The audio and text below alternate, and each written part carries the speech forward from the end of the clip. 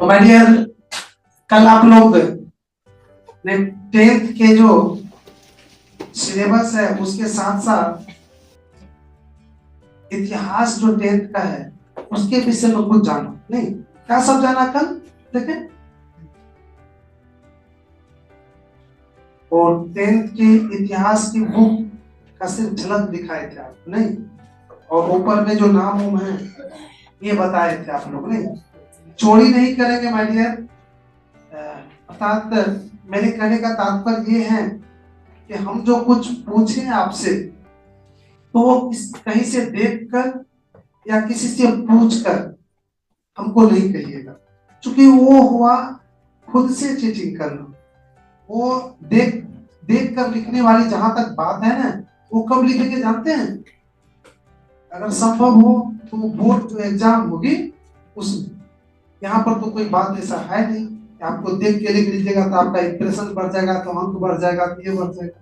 तो चलते हम लोग कल जो पढ़ाए थे उसको सबसे पहले तो रिवीजन करवाते हैं कि क्या पढ़ाए थे। तो सिलेबस बताए थे, उसके बाद 10th के हिस्ट्री के पहला जो चैप्टर है वो लिखे थे बोर्ड पर हमने, और चैप्टर के ऊपर जो कुछ फिगर है, कुछ इमेज था, उसका हमने परिचय करवाए थे।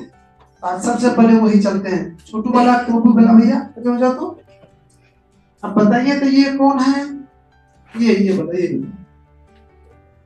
अरे वाह, थैंक यू सो मच। बैठिए। देखो इसको एक बार में जवाब और बेहिचक जवाब दिया है, इसलिए हम छोटा सा एक पेन से इसको सम्मानित करते हैं ताकि और बच्चे का मनोबल बढ़े। तो बैठिए। तो उसको और दूसरा आदमी से भी पूछते हैं। अब उधर नहीं देखना, आप नीचे नहीं, इस टाइम नहीं अध्ययन करना, अभी खड़े हो जाइए। आप खड़े होइए, खड़े होइए इधर मेरे तरफ। बताइए ये कौन है? ये फोटो जो है कौन है? कल लिखे थे ना, बताइए। अभी से धीरे धीरे जो है ना प्रैक्टिस करना है। बैठिए। आप बताइए तो कौन है? पेन आपको होना चाहिए था, ये ले लिया। Thank you. बैठिए। अब मैं एक बार उधर से पूछ लेता हूँ। आप आए थे कल? खड़े हो जाइए। आपका भी चमड़ी लगता है कि पढ़ने वाला है, पढ़िए मन से। ये बताओ तो मेरे लिए कौन है ये? जल्दी में। अरे वाह, थैंक यू। लेकिन आया। लेकिन ऐसा नहीं होना चाहिए, यहाँ पर होना चाहिए। जो भी होमवर्क मिले, जो आज जो पढ़ाएंगे ना, कल आपकी बिल्कुल ही एकदम छोड़ पर होना चाहिए। पूछे अखट दे देते हैं आज पेन, लेकिन आपने आज रुक के बोले थे, इसलिए आज प्राइज के उतना हकदार नहीं है, लेकिन देंगे ताकि कल आप जवान तुरंत ले जाइए। आइए जल्दी। पहला यार इस एसएसटी पॉइंट का आपका एक छोटा सा गिफ्ट है। Thank you. देते रहिए इसी तरह से पूरे साल पेन। तो मेरी आपने देखे कि एक छोटा सा चीज मैंने कल पढ़ाया था, सबसे पहले उसको प्राथमिकता देते हुए आगे बढ़ते हैं। तो इतिहास शुरू कर चुके थे, इतिहास का पहला चैप्टर शुरू कर दिए थे।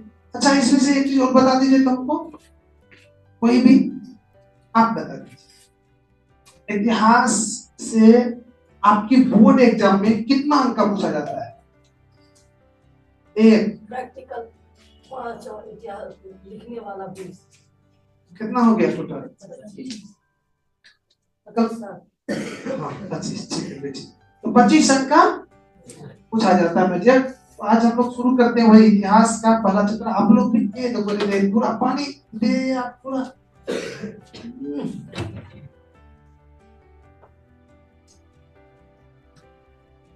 आप लोग कॉपी खोल लीजिए।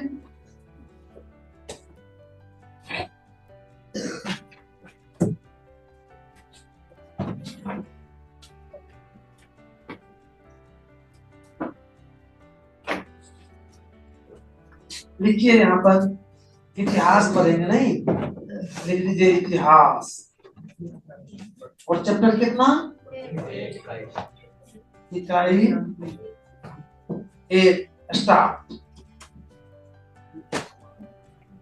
ये स्टार्ट कर दीजिए। और चैप्टर का नाम कल बोर्ड पर लिखे थे और आज पुनः लिखिए आप लोग।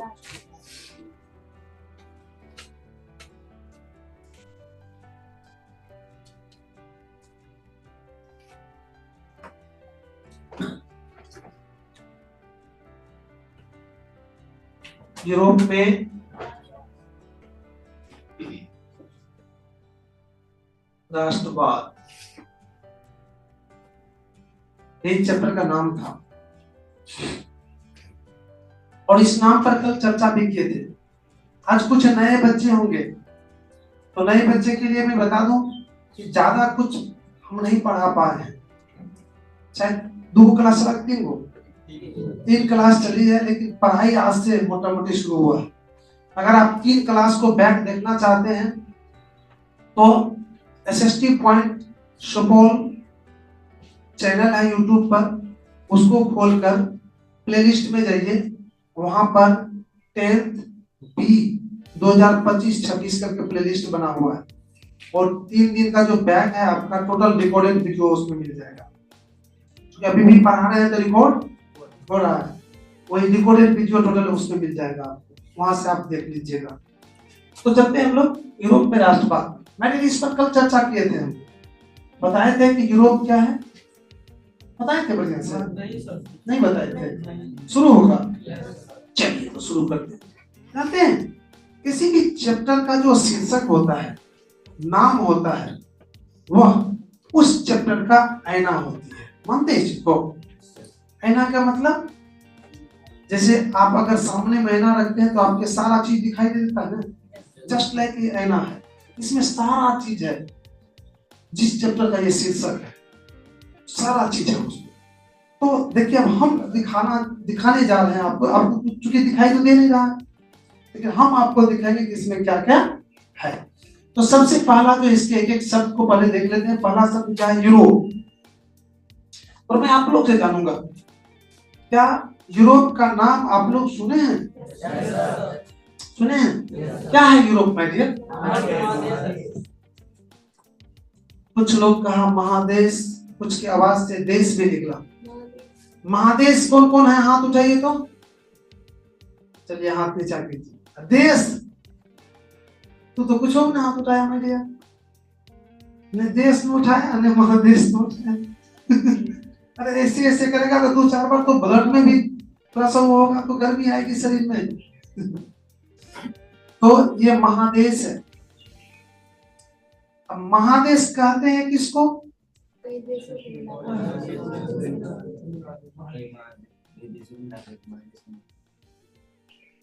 कल पढ़ा रहे थे ए बैच में, तो उसमें से करीबन 10 बच्चा कहा था कि ये महाद्वीप भी है। क्या आप लोग उसको गलत मानते हैं कि सही मानते हैं? मैंने कुछ तो क्या कहा इसको मैं दिया, एक तो कहा महादेश, महादेश, और दूसरा क्या कहा? महाद्वीप। तो भाई डियर क्या ये दोनों सही है कि ये महाद्वीप जो कहा था वो गलत है? कौन कह रहा है सही? गलत है। गलत सही, गलत सही। अच्छा भाई डियर, ये जो महादेश में तो आप लोग समर्थन करती है अभी लगभग सभी, तो ये तो 100% सही हो। और इसमें ये सही है कि गलत है उस पर देखना है, नहीं सही है कि गलत है। तो सही में कौन कौन है? आप बताइए तो सही वाला। सही में कोई नहीं है, अर्थात ये और ये एक नहीं है, अलग, ये अलग है, ये अलग में सब एक सारे क्लास है। चलो मैं अर्थात डिफरेंस हो गया। कौन? आप लोग के अनुसार महादेश अलग है और महाद्वीप अलग है आप लोग के अनुसार। क्या अभी भी कोई कुछ कहना चाहते हैं? चलिए आपका कहना अभी तक ठीक है, क्योंकि अभी तक तो SST को बढ़िया से पढ़े नहीं। मैंने सबसे पहले मैं बताऊंगा आपको कि ये दोनों एक ही है, दोनों दोनों का मीनिंग एक ही होता है। अब हमको साबित करना है कि कैसे एक होता है, क्योंकि कोई भी शब्द, कोई भी बात हम वैसे नहीं छोड़ेंगे कह दिए एक ही है, वो नहीं होगा। मैथ जैसे प्रूव करेंगे माय डियर, LHS बराबर RHS प्रूव करेंगे, ठीक, SST में भी, तब आगे बढ़ेंगे। अभी ये दोनों एक ही है, कैसे एक है वो प्रूव करने जा रहे हैं, ठीक। तो सबसे पहले आप लोग को एक छोटा सा चीज बताते हैं कि ये द्वीप क्या होता है। सुने हैं द्वीप? ये माय डियर दो चीज से बना है, एक तो महा है, दूसरा महा मतलब होता है बहुत बड़ा, बहुत बड़ा मतलब कई चीज को मिलाकर। द्वीप क्या होता है? समुद्र का वैसा स्थल भाग। समुद्र क्या है? समुद्र सुने हैं ना? समुद्र किसको कहा जाता है?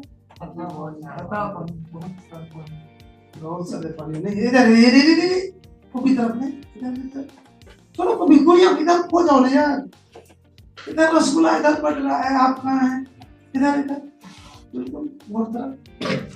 मैं समुद्र बताने जा रहा हूँ, समुद्र क्या है, ठीक। कोई दिक्कत इसमें? देखो कितना मजेदार चीज है, एकदम जड़ से हम लोग शुरू किए हैं। देखो ये पृथ्वी है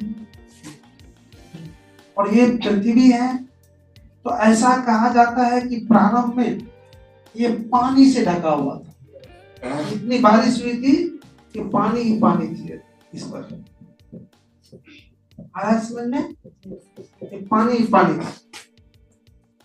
और फिर बहुत दिन के बाद वर्षा बंद हुई, और वर्षा बंद होने के बाद जिस तरह से हमारे आस पड़ोस में जब बारिश समाप्त होती है तो कुछ दिन के बाद जो स्थल भाग पानी के नीचे चले जाते हैं वो फिर बाहर आ जाते हैं, कि नहीं जाते?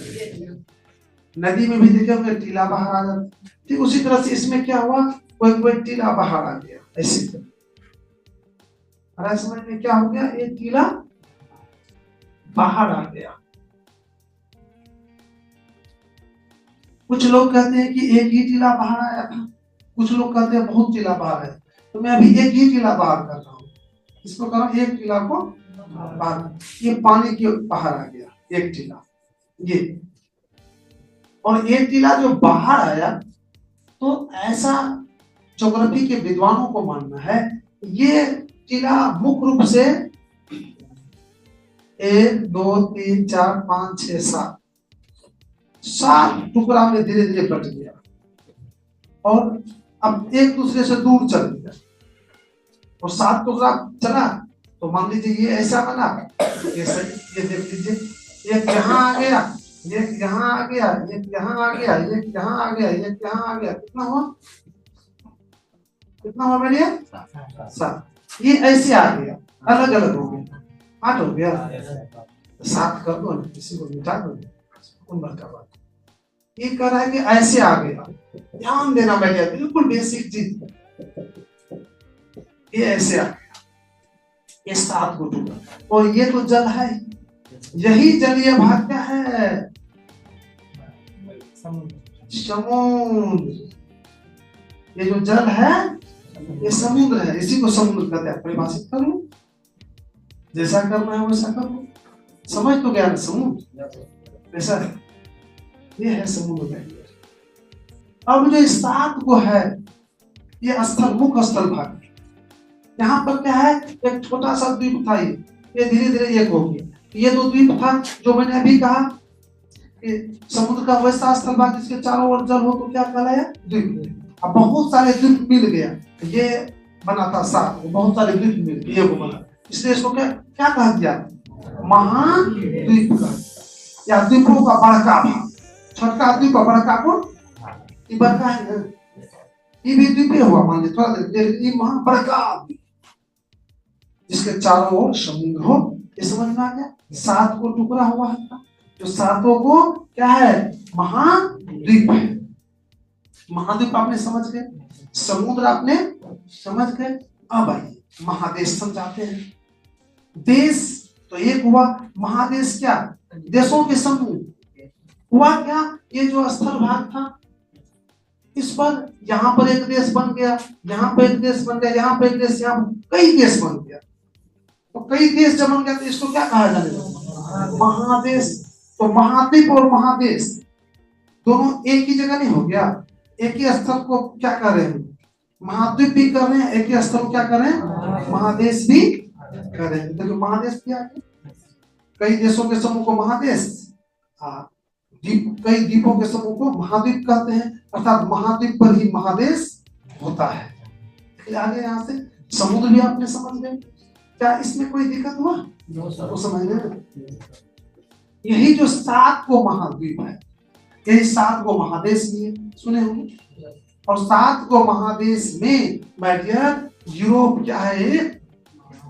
यूरोप भी इसी 7 में से एक महादेश। देखिए इसी का ख्याल पढ़ेंगे हम लोग। यूरोप क्या है? इधर इधर कैसे ध्यान आप लोग का इधर इतना कमजोर मेरा है बताने का तरीका, आपका ध्यान इधर उधर कैसे चल जाता है यार? इतना गहराई में जा रहे हैं यार। अभी तक सुने होंगे समुद्र ऐसे ले भी कर किए होंगे, अभी भी नहीं करेंगे। अब एग्जैक्ट परिभाषा खोजेंगे। और ये जो हमारे स्थल भाग पर जो ये समुद्र नहीं है, ये क्या है? नदी है। ये क्या है? नदी ये है कि इसी पर पर्वत हो गया कोई। अब पर्वत पर जो ऊंचाई ऊपर बढ़ते हैं हम लोग, का तापमान क्या होता है?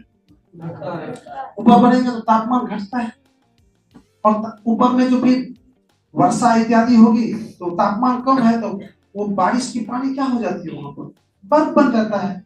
और बर्फ बनने के बाद या तो धीरे धीरे चूते रहता है, या तापमान बढ़ता तो पिघलता है। तो पिघलने के बाद वो जिस होके बहती है उसी को क्या कहते हैं? नदी कहते हैं। उसी से गंगा निकली है, सुने हो गंगोत्री हिमनद से ये कोसी नदी निकलती है, सब तो सब पर्वत पठार से निकलती है, ये सब नदी हो गया। फिर ये कहाँ जाती है? समुद्र। वो जो बर्फ बनाता पानी वो कहाँ का था? वो भी समुद्र का था। बारिश कहाँ से हुई? समुद्र से ना। सब साइक्लिक हो रहा है। समुद्र के जल तापमान अधिक होने पर वाष्प बनता है, वाष्प जाके बादल बनती है, बादल से जाके बारिश होती है, बारिश होकर या तो नदी नहर से फिर समुद्र में पहुंचती है, या फिर बर्फ बनता है, बर्फ फिर पिघलता है तो फिर नदी के माध्यम से कहाँ पहुंचती है? देख लो ये साइक्लिक हो रहा है। वही पानी है, समुद्र का पानी इधर उधर हो रहा है, पूरा हो रहा है। देख लिया खेला पानी का भंडार कहाँ है, कैसे भंडार है, क्या है? आगे समझ में। अब हम आगे बढ़े तो मैं यार यूरोप जो है यार, तुम लोग को लगता है मन नहीं लगता है यार? क्यों? बैग गिर रहा है तो गिरने दो यार। अक्सर सांप काट लेगा तो हम नहीं जानेंगे कि अक्सर सांप को काटा है मेरे पास। रियल कहते हैं जब पढ़ाने लगते हैं तो आप लोगों को भी ऐसा होना चाहिए। गिर गया, गिरने दो 10 मिनट, बिल्कुल ध्यान को एकदम डुबा दो ना इसमें, तब देखो कितना मजा आता है। तो मैं बात कर रहा था आप लोगों की यूरोप महादेश 7 में से एक महत्वपूर्ण महादेश है। इसको मैं एक अलग नाम से जानते हैं, पश्चिमी महादेश। कौन? पश्चिमी। पश्चिमी पश्चिमी नहीं, पश्चिमी महादेश। और इसमें करीबन 40 से अब मैं एग्जैक्ट भी बता दूंगा। एक सेकेंड एग्जैक्ट यहाँ से चलिए।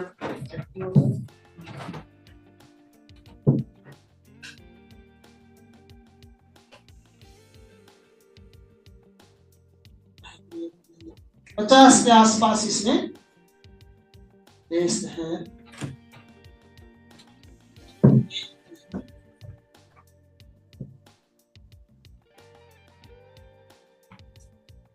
समझिए बहुत बड़ा महादेश है।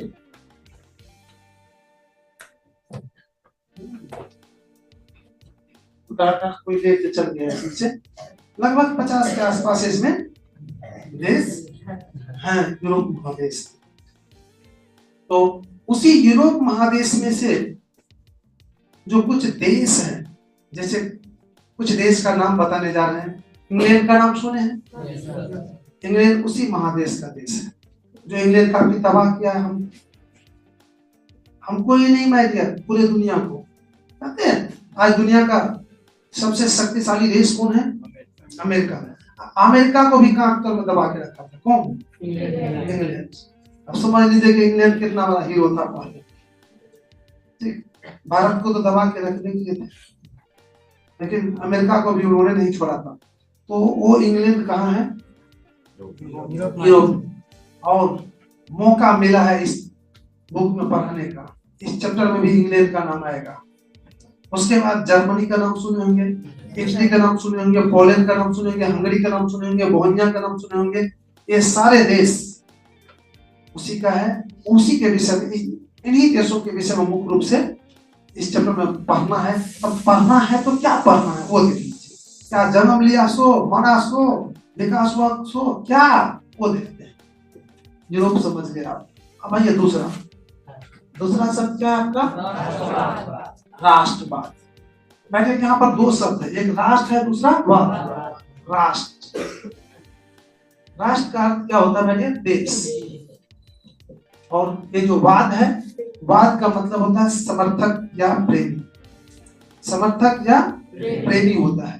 अर्थात राष्ट्रवाद अर्थात देश प्रेम या देश समर्थक, ये दो मतलब हुआ इसका। अर्थात यूरोप में राष्ट्रवाद अर्थात यूरोप में देश प्रेम। इस चैप्टर में हम लोग पढ़ेंगे कि यूरोप में देश प्रेम अर्थात यूरोप में जो राष्ट्रवाद या देश प्रेम की भावना उत्पन्न हुई, तो कब उत्पन्न हुई है और उत्पन्न करने में किसका योगदान है, और जब देश प्रेम की भावना उत्पन्न हुई है तो वहां पर क्या क्या परिवर्तन हुआ है, क्या क्या हलचलें हुई है। टोटल हलचल परिवर्तन को इस चैप्टर में दिया गया है। और मैं इतना बता दूं कि वहां पर तो बहुत सारे परिणाम निकला है, लेकिन दो महत्वपूर्ण परिणाम निकला है राष्ट्रवाद की बात। पहला तो यूरोप महादेश में भी कुछ ऐसे देश हैं जो बिखरे हुए थे, जो दूसरों को गुलाम थे, वो स्वतंत्र हो गया इसके कारण से। और फिर क्या हुआ, उसको अपने देश से प्रेम उत्पन्न हुआ लोगों में, अर्थात अपने देश को मजबूत करने के लिए कुछ भी करने के लिए तैयार था, कुछ हद तक जाने के लिए तैयार था। क्योंकि प्रेम शब्द में बहुत ताकत होता है भैया। ये जिसके पीछे या जिसके में जुड़ गया, समझ लो कि उसकी ताकत का बटखरा कोई नहीं बना सकता है। कहने का मतलब मेरा ये है मैडिया कि आपको अगर हमसे प्रेम हो गया, अपने माँ से प्रेम हो गया, रियल प्रेम, अपने भाई से प्रेम हो गया, तो उसमें कितनी ताकत है और अनुमान नहीं लगा सकते। जैसे कि मैं एक उदाहरण देता हूँ, आपकी माँ है, बहन है, कोई है, तो उससे तो ऑटोमेटिक पहले भी ब्लड रिलेशन भी होता है। एक होता है कि बहनों माँ सताते हैं तो थोड़ा सा कम रहता है, लेकिन ऐसा मत करना, ठीक ना। मान लीजिए अगर आपकी बहन माँ को कोई कुछ कह रहा है, तो क्या उस समय जो आप कुछ कहने वाले के को रोकिएगा, प्रतिक्रिया कीजिएगा, उसका आपके पास कितना ताकत आएगा उसका नापने वाला बिटखरा है। अभी आप एक आदमी को भी एक झापट नहीं मार पाइएगा, वहां पर 10 आदमी को मेरा दब है, 10 आदमी को मार सकते हैं, 10 आदमी पर आप भारी पड़ सकते हैं। वहां पर 10 आदमी को कितनों आदमी को मार सकते हैं, वो ठिकाना नहीं है मेरे। वहां पर पता नहीं ताकत ही इतना उत्पन्न हो जाती है। किसके कारण उत्पन्न हुआ? प्रेम। ये बहुत तगड़ा शब्द है। तो जब राष्ट्र प्रेम उत्पन्न होता है, आप देखे थे भगत सिंह 14 साल क्या बच्चा थे कि नहीं थे, और जब वो देश प्रेम की भावना उत्पन्न हुई तो हंसते हंसते फांसी पर गया। ये था देश प्रेम की भावना अर्थात प्रेम शब्द की ताकत। तो मैंने वहां पर भी मैंने पहला क्या कहे, राष्ट्रवाद आया तो सब देश क्या हुआ, आजाद हुआ, जो बिखरा हुआ था वो एक हुआ। और दूसरा मैं परिणाम बता रहा था कि ये सब आने के बाद अपने अपने देश को आगे बढ़ाने के लिए सोचा, और आगे बढ़ाने के लिए सोचा तो कैसे सोचा, दूसरा का खेत है तो उसको हड़प लीजिए तब न बढ़ेगा। तो वहां के जो देश थे वो क्या क्या, दुनिया के कमजोर देश सब को अधिकार करने लगा, और उसी क्रम में इंग्लैंड ने भारत पर अधिकार किया था। ये इसी के कारण से, किसके कारण से, देखो एक तरफ तो राष्ट्रवाद अच्छी चीज थी, एक तरफ गड़बड़ भी हो गया। ये सारा घटना बताएंगे आप, बहुत मजा आएगा। सिर्फ इसी तरह से शांत रहिएगा आप लोग, एक एक करके हम आपके दिमाग में लिख देंगे फिक्स मार्कर से, सिर्फ शांत रहिएगा। आइए, इतना चीज तो समझ गए, इसको मिटा सकते हैं। चलिए ठीक, आगे बढ़े। द्वीप समझ गए ना, कल फिर पूछेंगे महादेश द्वीप ये सब पूछते रहेंगे हम, क्योंकि क्योंकि ये सब लिखाने की चीज तो है नहीं, इतना चीज को आपकी कॉपी में नोट कराना उचित नहीं है। ये तो आउट ऑफ सिलेबस है ना, आउट ऑफ सिलेबस के साथ साथ आपका बेस है, ये जब बताएंगे तब आप कंसेप्ट क्लियर होगा।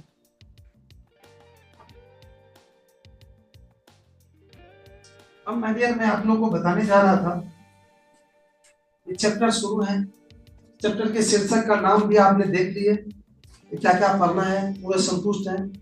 अब हम बताने जा रहे हैं कि जब चैप्टर हम शुरू करते हैं तो हम क्या करते हैं, उसमें जो जो चीज पढ़ना होता है उसको एक जगह लिखते हैं, और फिर एक जगह का तात्पर्य मैं ऐसे कह दूं मैं आप लोग को, जैसे मैं एक छोटा सा क्या बताएं उसको, एक कॉमेडी टाइप से अगर इस चैप्टर को शुरू करें तो हम कह सकते हैं कि हम लोग इस अध्ययन को पढ़ने के लिए यूरोप जाना पड़ेगा। थोड़ा देर के लिए तो हम सभी यूरोप चलेंगे, मान लीजिए कि यूरोप चल रहे हैं, सभी लोग कहाँ जा रहे हैं, यूरोप।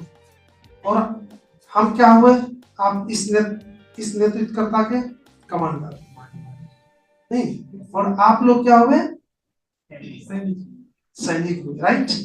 तो ये सारे सैनिक और मैं चल रहा हूँ, लेकिन हम लोग जो चले हैं तो बदमाश को देखने मारने के लिए ना, अर्थात एक तरह से बदमाशी समझिए।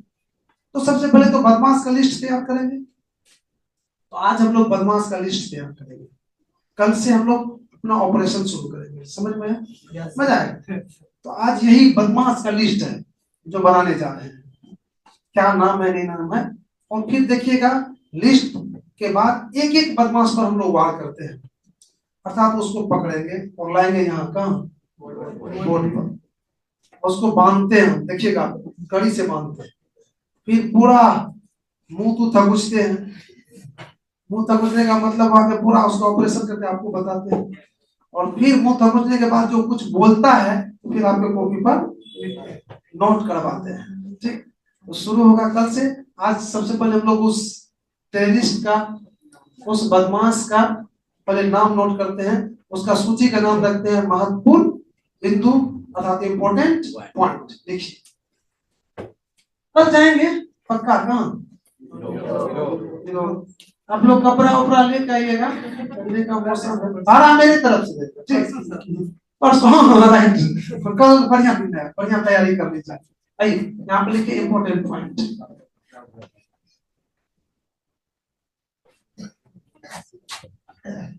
जानते हैं हम, हमारी जब सरकार बनेगी ना कभी, वैसे बनेंगे ही नहीं लगता ना, हम अगर राष्ट्रपति बनेंगे या प्रधानमंत्री बनेंगे तो शिक्षा के सारे सिस्टम को चेंज कर देंगे, खास सबसे पहले शिक्षा।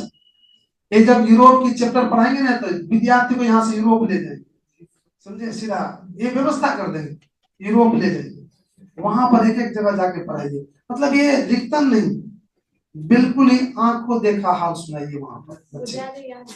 हाँ चलिए इंपोर्टेंट पॉइंट्स। तो सबसे पहले माइडियर हम लोग क्या लिखेंगे, यूरोप का परिचय, नहीं क्या लिखेंगे एक नंबर में, पहला टेररिस्ट का नाम है यूरोप का परिचय। क्या यूरोप, क्या है यूरोप का परिचय, पहला यूरोप का परिचय। दूसरा क्या देंगे हम लोग, राष्ट्रवाद का परिभाषा परिचय अर्थ, राष्ट्रवाद का परिभाषा, राष्ट्रवाद का परिभाषा परिचय अर्थ।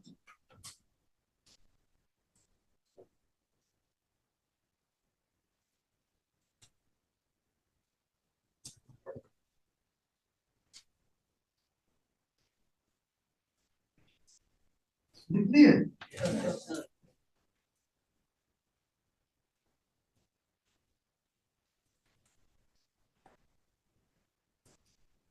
एक सेकेंड,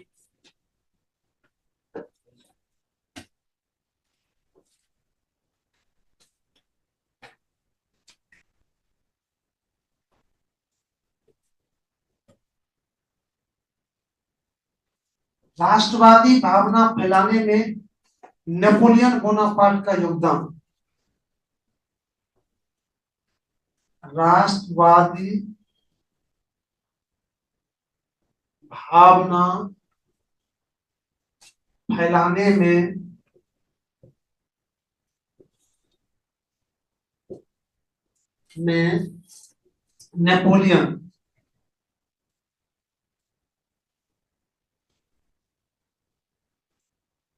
नेपोलियन बोनापार्ट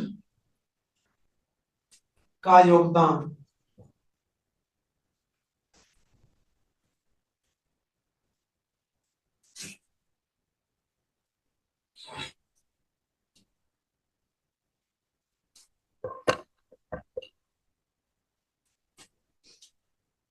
उसके बाद देखिए वियना समिट।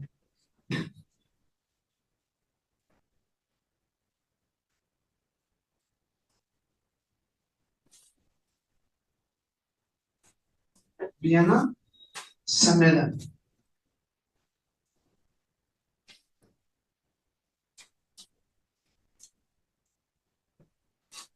5 नंबर में लिखिए मेटरनिक युग।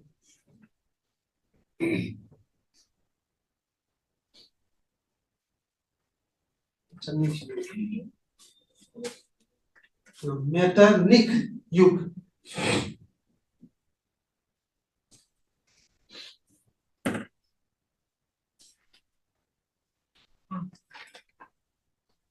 अब आपकी कॉपी भी बनेगी सोमवार से, क्योंकि अभी तक तो सारा कुछ तैयारी कर रहे थे हम लोग। मेटरनिक युग। तो मैं डियर अब आगे आज नहीं बढ़ पाएंगे क्योंकि आपका समय खत्म हो रहा है। ये रविवार छोड़ दीजिए, आपको अभी इंडिकेट कर देते हैं, अगला रविवार आप लोग तैयार हो जाइए। ये रविवार छोड़ के अगला रविवार आप लोग क्लास के लिए तैयार हो जाइएगा। सारा चीज जो भी कुछ है सारा प्लान कैंसिल करके अगला रविवार टाइम आप लोग का यही रहेगा। कौन यही सुबह में रहेगी, सुबह में अपना पढ़ लीजिएगा। क्या कल रविवार है, कल बंद है, कल आपकी ट्यूशन कर